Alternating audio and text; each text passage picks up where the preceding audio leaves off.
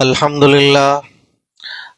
لله الذي هدانا لهذا وما كنا لنهتدي لولا أن هدانا الله والصلاة والسلام على من أرسله الله لتبليغ دينه للأنام وعلى آله وصحبه الكرام وجميع أمته العظام أما بعد.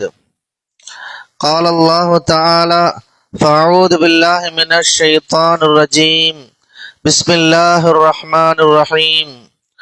قل إن كانت لكم الدار الآخرة عند الله خالصة من دون الناس فتمنوا الموت إن كنتم صادقين ولن يتمنوه أبدا بما قدمت أيديهم والله عليم بالظالمين.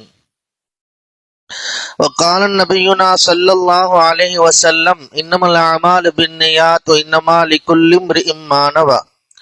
صدق رسول الله صلى الله عليه وسلم. اللهم رب اشرح لي صدري ويسر لي أمري واحلل عقدة من لساني يفقهوا قولي. நம்மை படைத்தவனும் நாம் அடிபணிந்திட முற்றிலும் தகுந்தவனுமாகிய அல்லாஹ் ஒருவனுக்கே எல்லா புகழும்.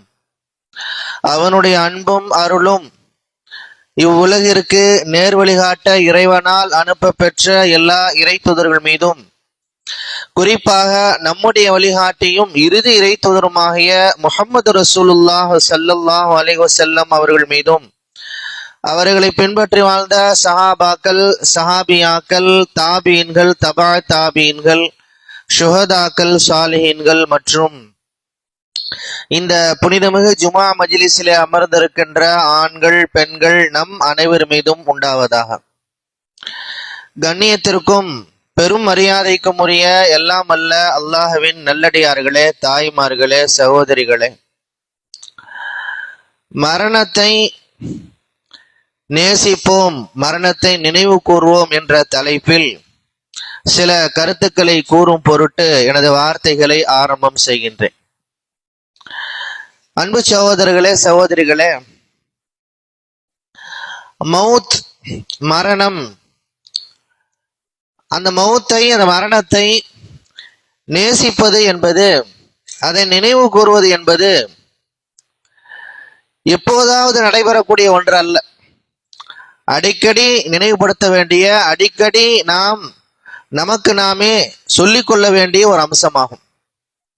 மரணத்தினுடைய நேசிப்பும் மரணத்தினுடைய நினைவும் திருமறை குர்ஆனிலும் ஹதீஸிலும் எந்த அளவிற்கு சொல்லப்பட்டிருக்கிறது என்றால், நம்முடைய பயணத்தின் நோக்கத்தை அது நினைவுபடுத்துகின்றது என்ற வகையிலே ஏராளமான முறையில் அது சொல்லப்பட்டிருக்கிறது.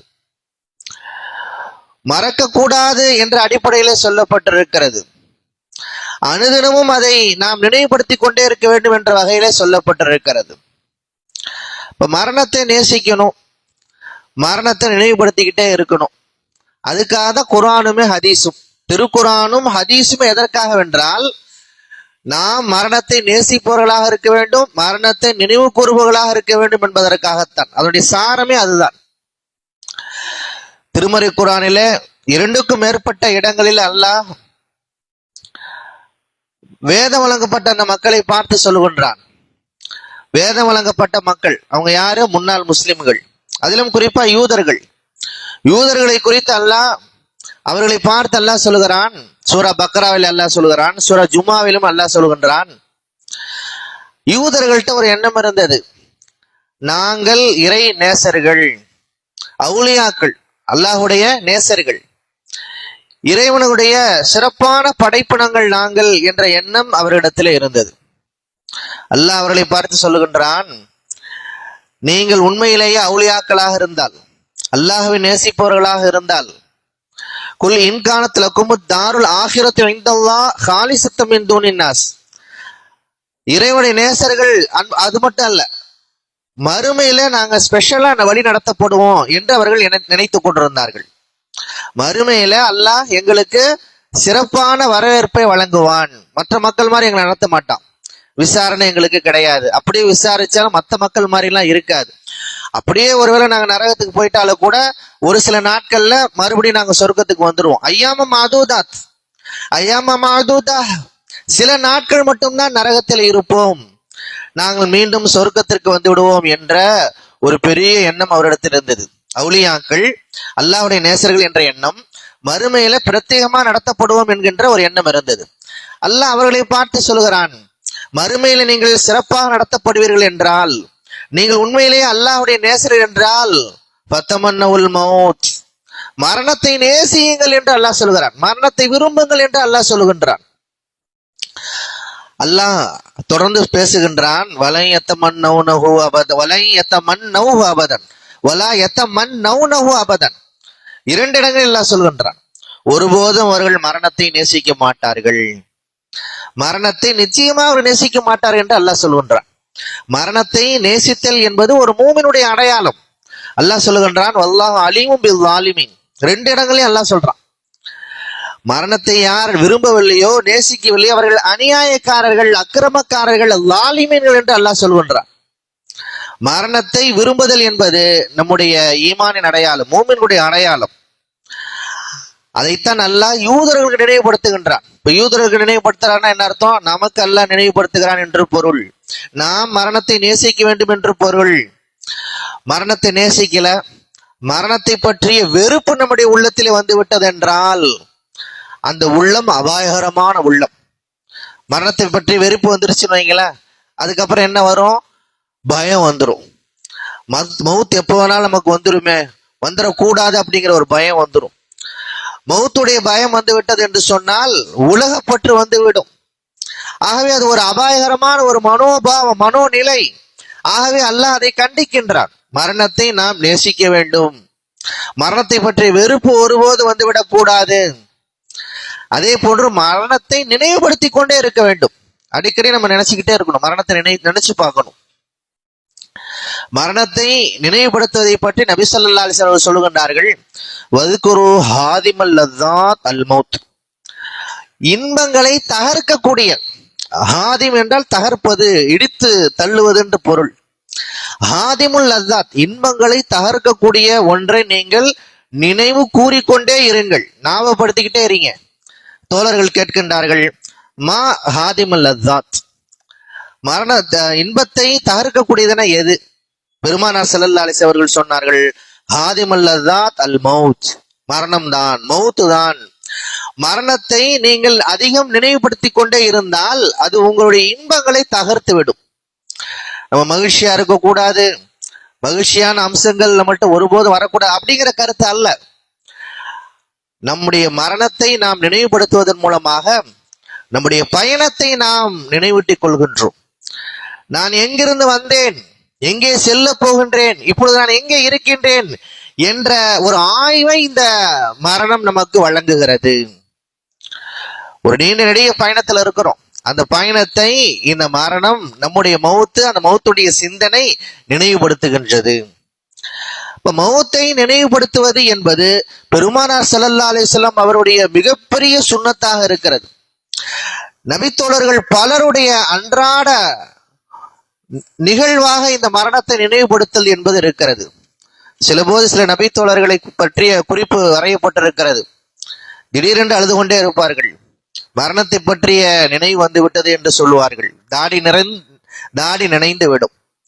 இப்படி ஏராளமான காட்சிகளை நபித்தோளுடைய வாழ்விலே, அவர்களுக்கு பிறகு வந்த தாபீனுடைய வாழ்விலே, தபஅத்தனுடைய வாழ்விலே நாம் பார்க்க முடியும். மரணத்தை பற்றி நினைத்து சில நிமிடங்கள் அழுகுதல் என்பது முன்னோர்களுடைய மிகப்பெரிய வழிமுறையாக இருக்கிறது. துரதிர்ஷ்டவசமாக நாம் மரணத்தை நேசிப்பதும் இல்லை, மரணத்தை நினைவு கூறுவதும் இல்லை. மரணத்தை நேசிப்பது என்பது நம்முடைய வாழ்வில இல்லாத ஒரு விஷயமாக மாறிவிட்டது. பல சமயங்கள்ல மரணத்தை குறித்து நினைவுபடுத்துறத கூட நம்ம விரும்புறதே கிடையாது. நம்ம எங்கேயாவது வெளியே போறோம் அப்படின்னா, வீட்டுல இருந்து வெளியே போறப்ப என்ன சொல்லிட்டு போறோம்? வர்றேன்னு சொல்லிட்டு போறோம். யாராவது தப்பித்தவரை போறேன்னு சொன்னா என்ன சொல்லுவாங்க? என்னப்பா போறேன்னு சொல்ற? வெளியே தானே போறோம், போறப்ப போறேன்னு தானே சொல்லணும். ஆனா நம்ம ஆப்போசிட்டா தானே சொல்றோம், வரேன்னு தானே சொல்றோம். அதற்கு காரணம் என்ன? போயிட்டு கண்டிப்பா நீ வந்துடணும், அதனால நீ வரேன்னு தான் சொல்லணும். மரணத்தை ஒரு வார்த்தையில் கூட நினைவூட்டி விடக் கூடாது என்பதை நாம் கவனமாக இருக்கின்றோம். 10-20 ஆண்டுகளுக்கு முன்பெல்லாம் பள்ளிவாசல்களில் சந்தூக்கு வாங்கி தருவதற்கு ஸ்பான்சர்கள் கிடைக்க மாட்டாங்க. சந்தூக்கு வாங்கி கொடுத்தா மௌத்து எனக்கு தான் வந்துடும் அப்படின்னு ஒரு எண்ணம் இருந்தது. அப்புறம் படிப்படியா அந்த எண்ணம்லாம் மாறிடுச்சு. இப்பயும் சந்தூக்குலாம் எங்க வச்சிருப்பாங்கன்னு பாருங்க. பள்ளிவாசல்ல முன்னாடி எல்லாம் வச்சிருக்க மாட்டாங்க, எங்கேயாவது படிக்கட்டுக்கு கீழே அது ஒரு ரூம்ல வச்சிருப்பாங்க. அது பாத்திரக்கூடாது, பாத்திரது கூட பார்ப்பதற்கு கூட நாம் தயங்குகிறோம். ஏனென்றால் நம்முடைய மரணம் நினைவுக்கு வந்து விடுகிறது. உண்மை என்ன? நாம் மரணத்தை நேசிக்காவிட்டாலும், மரணத்தை நாம் நினைவுபடுத்தாவிட்டாலும் மரணம் நம்மை வந்தடைந்தே தீரும். அல்லாஹ் சொல்கிறான், குல் இன்னல் மௌத்தல்லதி தஃபிர்ரூன மின்ஹு ஃபைன்னஹு முலாகீக்கும். எந்த மரணத்தை நீங்கள் வெறுக்கின்றீர்களோ, விரண்டு ஓடுகின்றீர்களோ, அந்த மரணம் உங்களை வந்தடைந்தே தீரும். உங்களை வந்தடைந்தே தீரும். அதுல எந்த சந்தேகமும் கிடையாது. மலக்குல் மௌத் காத்து கொண்டு இருக்கின்றார். ஒரு டைம் அவருக்கு வழங்கப்பட்டிருக்குது. அந்த நேரம் வரையும் அவர் வெயிட் பண்ணிட்டு இருக்கார். நாம் மரணத்திலிருந்து தப்பிக்க முடியுமா? தப்பிக்க முடியாது. எவ்வளவு புகழ் கொண்டவர்களாக இருந்தாலும், எவ்வளவு வசதி மிக்கவர்களாக இருந்தாலும், எவ்வளவு ஆளுமை மிக்கவர்களாக இருந்தாலும், எவ்வளவு சிறந்தவர்களாக இருந்தாலும், எவ்வளவு புகழ் கொண்டவர்களாக இருந்தாலும் மரணம் என்பது யாருக்கும் விதிவிலக்கு இல்லை. எல்லாருக்கும் மரணம் வரும். மிகப்பெரிய புகழ் மிக்கவர்கள் இறந்து போயிருக்கிறார்கள். பெண்ணும் பெரிய வசதி மிக்கவர்கள் இறந்து போகிறார்கள். மரணத்திலிருந்து யாருக்கும் எந்த விதிவிலக்கும் இல்லை. சுருக்கமாக சொல்வதானால், திருமறை குர்ஆனில் அல்லாஹ் பல இடங்களில் சொல்கிறான், இன்னக்க மையத்துன் இன்னஹும் மையத்துன். நபி அவர்களை நீங்களும் இறக்கத்தான் போகின்றீர்கள், அவர்களும் இறக்கத்தான் போகிறார்கள் என்று அல்லாஹ் மக்கா நேர்ப்பார்களை பார்த்து அல்லாஹ் சொல்லுகின்றான். நபி அவர்களை மிகப்பெரியவர்களை அவர்கள் வஞ்சிக்கின்றார்கள், சிரமப்படுத்துகின்றார்கள். அப்பொழுது இறக்கப்பட்ட அந்த வசனம் அது. ஏதோ நீங்க எல்லாம் ரொம்ப காலம் வாழ்றது மாதிரி, இந்த இறை தூதரும் மூமின்களும் கொஞ்ச நாள்ல இறந்து போயிடுவாங்கிற மாதிரி நீங்க நடந்துக்கிறீங்களே என்று அல்லாஹ் கண்டிக்கின்றார். இப்ப மௌத் என்பது எல்லோருக்கும் பொதுவானது. மனிதர்களில் மிகச்சிறந்தவர்கள் நபிமார்கள். நபித்துவத்திற்கு நிகரான புகழோ செல்வமோ எதுவும் இருக்க முடியாது. ஒருத்தர் நபி அப்படின்னா அவருக்கு நிகர யாராவது வர முடியுமா? யாருமே வர முடியாது. இந்த உலகை பல ஆண்டுகள் கட்டி ஆண்டவர்கள், உலகத்தினுடைய பல்வேறு பரப்புகளை, நிலப்பரப்புகளை ஆண்டவர்கள், மன்னர்கள் எல்லோருமே கூட அந்த சிறப்பிற்கு அருகாமையில் கூட செல்ல முடியாது. இப்ப நபிமார்களே இறந்து போயிடுறாங்க. நபிமார்களுக்கே மௌத் என்று சொன்னால் மற்ற மக்களுக்கு எப்படி விதிவிலக்கு கிடைக்க முடியும்? ஆகவேதான் மரணத்தை குறித்து எந்த ஒரு கருத்து வேறுபாடுமே கிடையாது. மரணத்திற்கு பிறகு என்ன நடக்கும் அதுல வேணா கருத்து வேறுபாடு இருக்கலாம், ஆளாளுக்கு ஒவ்வொன்று சொல்லலாம். மரணத்திற்கு பிறகு என்ன நடக்கும் என்று ஒருவர் சொல்லுகிறார் என்றால் உண்மையில் அவர் அறிஞராகவே இருக்க முடியாது. மௌத்துக்கு பிறகு என்ன நடக்கும்னு சொல்லி அறிவாளெல்லாம் கெஸ் பண்ண முடியாதே. மரணத்திற்கு பிறகு என்ன நடக்க முடியும் என்று எனக்கு தெரியாது என்று சொல்பவன் தான் அறிஞனாக இருக்க முடியும். அப்ப இறை தூதர்கள் அதற்குத்தான் அனுப்பப்பட்டார்கள். மரணத்திற்கு பிறகு என்ன நடக்கும் என்பதை நமக்கு நினைவுபடுத்துவதற்காக, இறைவனுடைய அந்த சிறப்பான திட்டங்களை நமக்கு சொல்வதற்காகத்தான் இறைத்தோர்கள் வந்தாங்க. அப்ப தனிநபர்கள்லாம் அதை முடிவு பண்ண முடியாது. எவ்வளவுதான் ஆய்வு செய்தாலும் அல்லது மிகப்பெரிய ஆய்வகங்களை அமர்ந்து அதை குறித்து யோசித்தாலுமே கூட மரணத்திற்கு பிறகு என்ன நடக்கும்னு சொல்லி ஒரு மனிதன் முடிவு பண்ண முடியாது. ஒரு மனிதன் அதை தெரிந்து கொள்ள முடியாது. ஆகவேதான் மனிதர்கள் தெரிந்து கொள்ள முடியாத விஷயத்திற்காகத்தான் நபிமார்கள் அனுப்பப்பட்டார்கள். இப்ப நபிமார்கள் வர்றாங்க, மரணத்துக்கு பிறகு என்ன நடக்கும் அப்படிங்கறத நமக்கு சொல்றாங்க. மரணத்திலே கருத்து வேறுபாடு கிடையாது. மரணத்துக்கு பிறகு என்ன நடக்கும் என்பதிலே கருத்து வேறுபாடு இருக்கலாம். இப்ப மரணத்தை யாருமே மறுக்க முடியாது. ஆனால் மரணத்தை மறந்து போகின்ற ஒரு சூழல் வருகிறது. ஆகவேதான் இஸ்லாம் அவர்களை தடுத்து நிறுத்தி நீங்கள் மரணத்தை நினைவுபடுத்தி கொண்டே இருங்கள். இமாம் குருத்துபி ரஹ்மத்துல்லாஹி அலைஹி அவர்கள் குறிப்பிடுகிறார்கள், மரணத்தை நினைவுபடுத்து என்பது ஒரு மூமினுடைய அடையாளம். ஒரு மூமினுடைய அடையாளம். மரணத்தை நேசிக்காமல் மரணத்தை நினைவுபடுத்தாமல் ஒரு முஸ்லிம் இருக்கவே முடியாது. அதற்கு காரணம் என்ன? இந்த தஸ்கிரத்துல் மௌத், மரணத்தை நினைவுபடுத்துவது என்பது பல வகைகளிலே நமக்கு நம்முடைய பயணத்திற்கு ஒத்துழைப்பு வழங்குகிறது. முதலாவது நம்முடைய பயணத்தை நினைவூட்டுது, நம்முடைய பயணத்தை நினைவுபடுத்துகிறது. நாம் இந்த உலகிலே பிறந்து விட்டோம். அல்லாஹ் நாடிய பொழுது, நாடிய நேரத்தில், நாடிய இடத்தில் நாம் பிறந்திருக்கின்றோம். அதே போன்று அல்லாஹ் நாடிய போது, நாடிய இடத்தில், நாடிய நேரத்தில் நாம் இறக்கத்தான் போகின்றோம். அப்படி என்றால் இந்த பிறப்பிற்கும் இறப்பிற்கும் உள்ள இந்த வாழ்வு எதற்காக வழங்கப்பட்டிருக்கிறது? அதை இந்த மரணம் நமக்கு நினைவுபடுத்துகிறது, நம்முடைய பயணத்தை நினைவுபடுத்துது. ஒரு எண்டிங் இல்லாத பயணமா நம்முடைய பயணம் இல்லை. நம்முடைய வாழ்விற்கு ஒரு முடிவு இருக்கிறது. அப்ப எதற்காக வந்தோம், நம்முடைய இந்த நேரங்களை நாம் எப்படி முதலீடு செய்வது, இதை பற்றி ஒரு அற்புதமான பார்வை வழங்குகிறது. மரணத்தை மறந்தவர்களும் மரணத்தை வெறுப்பவர்களும் வெவ்வேறு வகையான வாழ்வியல் முறையை கொண்டிருப்பதை நாம் பார்க்கின்றோம். அவங்கள பொறுத்தவரை உலகம்தான் எல்லாமே. ஆகவே நல்ல மகிழ்ச்சியாரு, சந்தோஷமாரி, அவருடைய வார்த்தையை சொல்வதானால் ஜாலியா இருக்கு, லைஃப் என்ஜாய் பண்ணு, எப்ப பாரு சந்தோஷமா இருக்கணும், அப்படியே அதை நோக்கியே போய்கிட்டே இருக்கிறாங்க. இந்த பார்வை உள்ளவர்கள், இந்த வாழ்வின் நோக்கத்தை புரிந்து கொண்டவர்கள், அவருடைய வாழ்க்கை முறை என்பது எப்படி இருக்கும் என்றால், அவர்கள் மகிழ்ச்சியை தேடி அலைய மாட்டார்கள். அவர்கள் தங்களுடைய பொறுப்புகளை உணர்வார்கள். அந்த பொறுப்பின் அடிப்படையில அதனுடைய கடமைகள் என்ன என்பதை பற்றி ஆய்வு செய்வார்கள். ஆகவே தொடர்ந்து குருத்துபி ரஹ்மத்துல்லாஹி சொல்லுகிறார்கள், ஒரு மனிதன் மரணத்தை நேசிப்பதன் மூலமாக, ஒரு மனிதன் மரணத்தை நினைவுபடுத்துவதன் மூலமாக அவன் நற்செயல்களை செய்ய ஆரம்பித்து விடுகின்றான். இது ரொம்ப முக்கியமான ஒரு பயன்.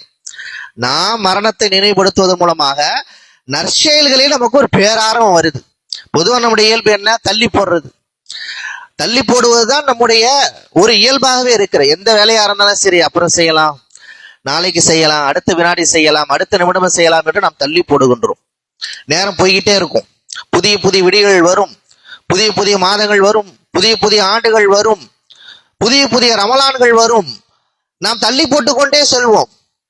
ஆனால் மரணம் தடுத்து நிறுத்தி சொல்கின்றது, உன்னுடைய தவணை, உன்னுடைய அவகாசம் இன்னும் எவ்வளவுன்னு தெரியாது. ஆகவே நற்செயல் செய்து கொள். பெருமானார் ஸல்லல்லாஹு அலைஹி வஸல்லம் அவர்கள் ஒரு சமயம் தோழர்களுக்கு மத்தியிலே பேசிக் கொண்டிருக்கிற பொழுது நபித்தோழர்கள் கேட்டார்கள்,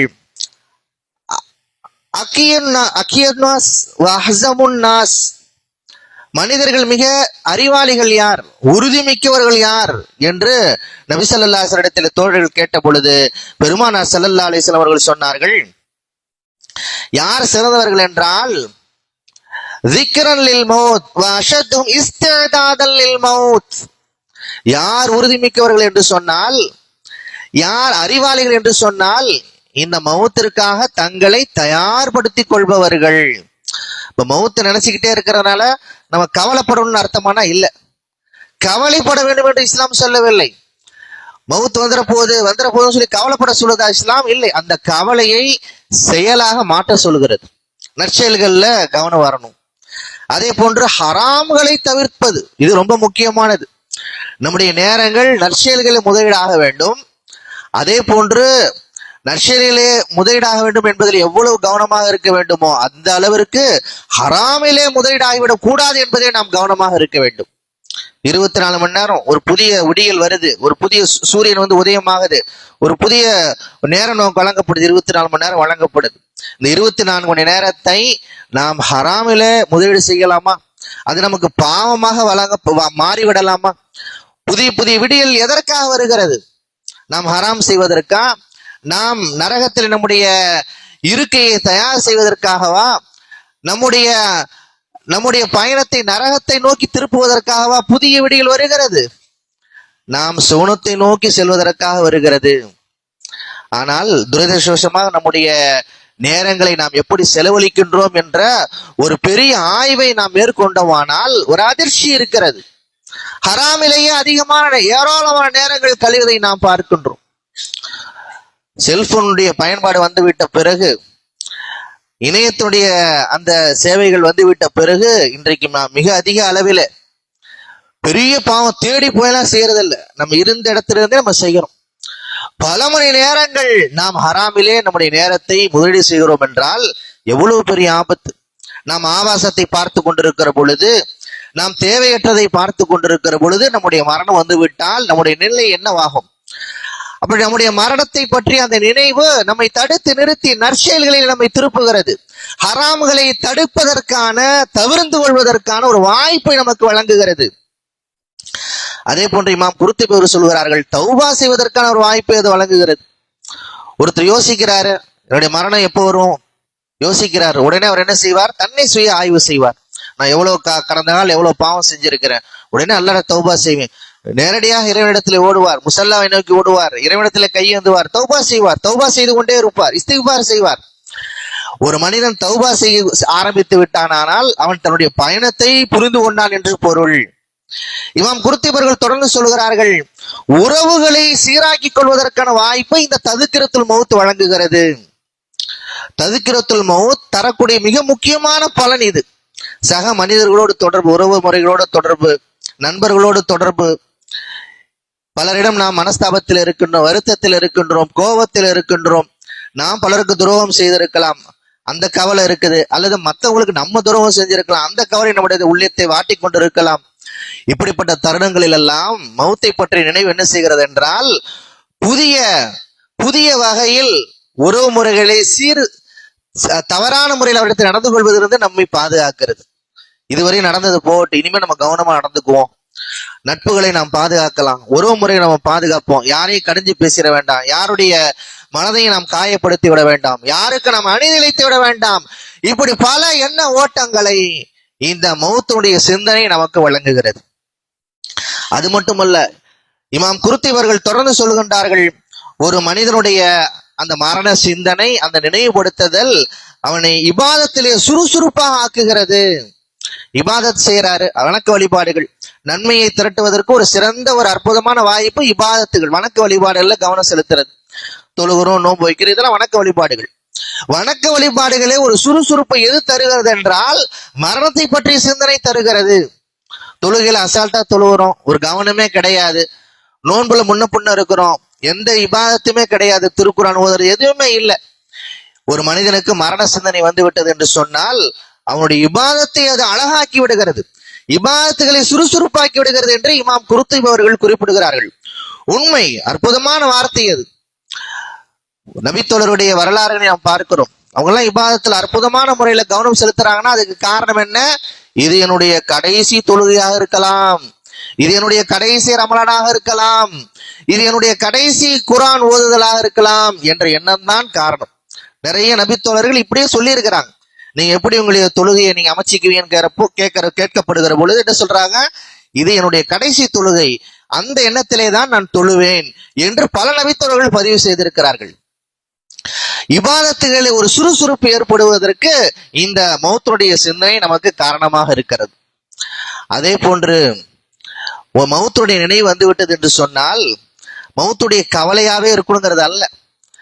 நம்முடைய மரணத்தை நாம் தடுக்க முடியாது, ஆனால் நம்முடைய மரணம் எப்படி இருக்க வேண்டும் என்பதை நாம் இறைவனிடத்திலே கேட்கலாம். அதற்கு அனுமதி இருக்கிறது. மௌத்த கூடிய இறைவா அப்படின்னு சொல்லி கேட்க முடியாது, கேட்கக்கூடாது. கடுமையான வியாதி வந்துருச்சு, கடுமையான கடன் சுமை, ஆகவே மரணத்தை நாம் கேட்கலாமா என்றால் கேட்கக்கூடாது, தடை செய்யப்பட்டிருக்கின்றோம். கண்ணியத்திற்குரிய நபித்தோழர் கஃபார் ரலியல்லாஹு தஆலா அன்ஹு அவர்கள், அவருக்கு ஒரு மிகப்பெரிய ஒரு காயம் ஏற்பட்டிருந்தது. அப்பொழுது கடுமையான வழியில் அவர்கள் பாதிக்கப்பட்டிருக்கின்ற பொழுது அந்த நபித்தோழர் ஒரு முறை இப்படி சொன்னார், பெருமானார் ஸல்லல்லாஹு அலைஹி வஸல்லம் அவர்கள் மட்டும் தடுக்காவிட்டிருந்தால், லௌலா அன்ன நபிய ஸல்லல்லாஹு அலைஹி வஸல்லம் நஹானா அன் நதுஅ பில் மௌத் லதஅவதுஹு. கடுமையான வலி எனக்கு, பெருமானார் ஸல்லல்லாஹு அலைஹி வஸல்லம் அவர்கள் மௌத்தை வேண்டுவதிலிருந்து, மௌத்துக்காக துஆ செய்வதில் தடுத்திருக்கிறார்கள். அவங்க தடுக்காம இருந்திருந்தாங்கன்னா நான் துஆ செஞ்சிருப்பேன். நான் ஏன் கேட்காம இருக்கிறேன் என்றால் மௌத்தை யாருமே கேட்கக்கூடாது. அதே சமயத்தில் அது எப்படி இருக்கலாம் என்று கேட்கக்கூடிய உரிமை நமக்கு இருக்கிறது. நம்முடைய மரணம் என்பது அழகிய மரணமாக இருக்க வேண்டும். பெருமானார் ஸல்லல்லாஹு அலைஹி அவர்கள் அகால மரணத்திலிருந்து பாதுகாப்பு தேடி இருக்கிறார்கள். அகால மரணத்திலிருந்து நாம் பாதுகாப்பு தேட வேண்டும். நம்முடைய மௌத் என்பது நமக்கு நஷ்டமாக இருந்து விடக்கூடாது. நம்முடைய மரணம் என்பது நமக்கு பயனுள்ளதாக இருக்க வேண்டும். நிறைய வேலைகளை பெண்டிங்ல வச்சுட்டு போயிருக்கிறோம், நிறைய கடன் இருக்கிறது, நிறைய காரியங்கள் அப்படியே இருக்கிறது, நிறைய பணிகள் அப்படியே மிச்சம் இருக்கின்றன. அந்த நிலையில் நம்முடைய மரணம் வந்து விடக்கூடாது. இப்படி நாம் கேட்பதற்கு நமக்கு உரிமை இருக்கிறது. அதே போன்று உயர்ந்த மரணத்தை கேட்க வேண்டும் என்று பெருமானார் ஸல்லல்லாஹு அலைஹி வஸல்லம் அவர்கள் நமக்கு வலியுறுத்தி இருக்கிறார்கள். உயர்ந்த மரணம் என்பது என்ன? ஷஹாதத், இறை வழியிலே கொல்லப்படுகின்ற அற்புதமான அந்த வாய்ப்பை, ஷஹாதத்தை கேட்கும்படி பெருமானார் ஸல்லல்லாஹு அலைஹி வஸல்லம் அவர்கள் குறிப்பிடுகிறார்கள். ஆகவேதான் நபித்தோழர்கள் பல சமயங்களிலே இந்த பிரார்த்தனை முன்வைப்பார்கள். உமர் ரலியல்லாஹு அன்ஹு அவரை பற்றி வரலாற்றிலே பதிவு செய்யப்பட்டிருக்கிறது. உமர் ரலியல்லாஹு அன்ஹு அவர்கள் அடிக்கடி செய்கின்ற பிரார்த்தனை என்ன? அல்லாஹும்ம மர்ஸுக்னி ஷஹாதத்தன் ஃபீ சபீலிக், இறைவா உன்னுடைய பாதையில் மரணிக்கின்ற ஒரு வாய்ப்பை எனக்கு வழங்கு என்று பிரார்த்தனை செய்வார்கள். இப்போ உமர் ரலியல்லாஹு யார்? எல்லா போர்களிலுமே கலந்து கொண்டவர்கள், உமர் ரலியல்லாஹு அன்ஹு அவர்கள் யார்? கலீஃபாவாக இருந்தவர்கள். அவர்களுடைய பிரார்த்தனை இது. பல போர்களிலே கலந்து கொண்டவர்கள் ஆசையோடு செய்த பிரார்த்தனை அது. நான் இவ்வளவு போர்களிலே கலந்து கொள்கின்றேன், இந்த போர்களில் எனக்கு மரணம் வர வேண்டும், வேறு என்னுடைய மரணம் பயனற்ற முறையிலே வந்துவிடக் கூடாது, உயர்ந்த தரத்தில் இருக்க வேண்டும் என்று கண்ணியத்திற்குரிய உமர் ரலியல்லாஹு அவர்கள் அச்சப்பட்டு இந்த பிரார்த்தனையை முன்வைக்கின்றார்கள். நம்முடைய பிரார்த்தனைகள் நாம் அதிகமாக நம்முடைய மௌத் எப்படி அமைய வேண்டும் என்று நாம் கேட்க வேண்டும். மரணத்தை விரும்புகின்ற ஒரு மனிதனால் தான் இது சாத்தியமாகும். மனசுல மௌத்தை பற்றி வெறுப்பு இருக்குன்னு வைங்களேன், நம்முடைய மௌத் எப்படி இருக்குன்னு சொல்லி நம்ம கேட்க முடியுமா? கேட்கவே மாட்டோம். ஆயுள் அதிகமா தா என்று நாம் கேட்கின்ற அளவிற்கு நம்முடைய மௌத் எப்படி இருக்க வேண்டும் என்று நாம் கேட்பதே இல்லை. ஆயுளுக்கும் ஆரோக்கியத்திற்கும் துவா செய்கின்றோம். அது மார்க்கத்தில் வலியுறுத்தப்பட்டிருக்கிறது, தவறு கிடையாது. ஆனால் எந்த அளவிற்கு ஆயுளுக்காகவும் ஆரோக்கியத்திற்காக துவா செய்யறோமோ அந்த அளவிற்கு நாம் நம்முடைய மரணம் எப்படி அமைய வேண்டும் என்று இறைவனிடத்திலே பிரார்த்தனை செய்ய வேண்டும்.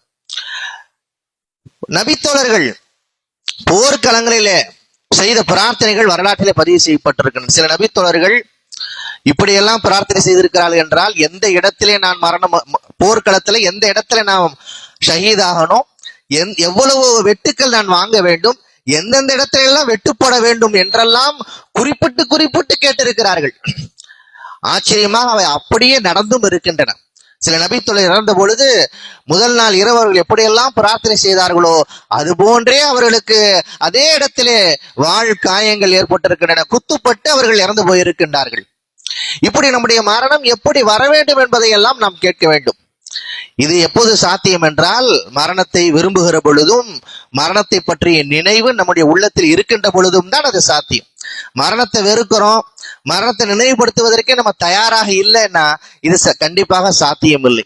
ஆக நம்முடைய மரணத்தை நாம் தவிர்க்க முடியாது, நம்முடைய மரணத்தை நாம் மறக்க முடியாது, நம்முடைய மரணத்தை நாம் மறுக்க முடியாது. அதே சமயத்திலே நம்முடைய மரணத்தை நாம் ஒரு பாடமாக ஆக்கலாம்.